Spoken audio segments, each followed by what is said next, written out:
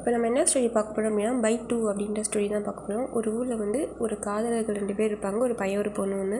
2 பேரும் என்ன பண்ணுவாங்கன்னா ரொம்பவே எப்படி சொல்கிறது அவசரப்பட்டு சீக்கிரமாக ஓடி போய் கல்யாணம் பண்ணிப்பாங்களாம். கல்யாணம் பண்ணிட்டு என்ன பண்ணுவாங்க, திடீர்னு ரொம்பவே கஷ்டப்பட்டே இருப்பாங்களாம். ஏன்டா இது ரொம்பவே கஷ்டமாக இருக்குது அப்படின்னு சொல்லிட்டு என்ன பண்ணுவாங்கன்னா 2 பேருமே வந்து சூசைட் அட்டன் மாதிரி பண்ணிவிட்டு அப்படியே இருந்துருவாங்க. என்ன ஆகும், 2 பேருமே எப்படி என்ன ஆகுது அப்படின்னா அப்படியே என்ன சொல்கிறது ரொம்பவே அந்த மருந்தோட எஃபெக்ட் வந்து கம்மியாக இருந்தனால பொழைச்சிப்பாங்களாம். பொழைச்சிக்கிட்டது என்ன ஆகும் அப்படின்னா 2 பேருக்கும் பாருங்கள் இப்போ பையன் வந்து என்ன பண்ணுவானா தூங்கிட்டே இருப்பானா, தூங்கிட்டே இருந்துட்டு விடியிறப்ப அந்த பொண்ணு தூங்கிடுமா. அது வரைக்கும் அந்த பொண்ணு வந்து முழிச்சிக்கிட்டே இருக்குமா.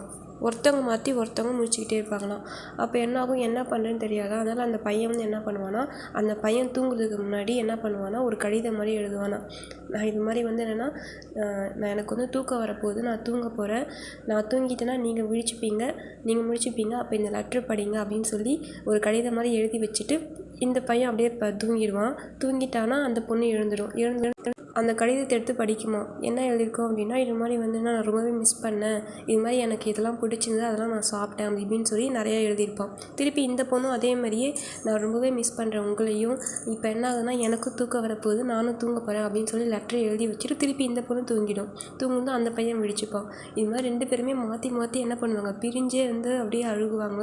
ஏன் அப்படின்னா ஒன்றா இருந்தாவது ஏதாவது இது மாதிரி செஞ்சு இப்படி பிரச்சனையில் மாட்டிக்காமல் இருந்தால் நல்லா இருந்திருக்கும்ல அப்படின்ற மாதிரி வருத்தப்பட்டே இந்த ஸ்டோரியை முடிச்சிடுவாங்க.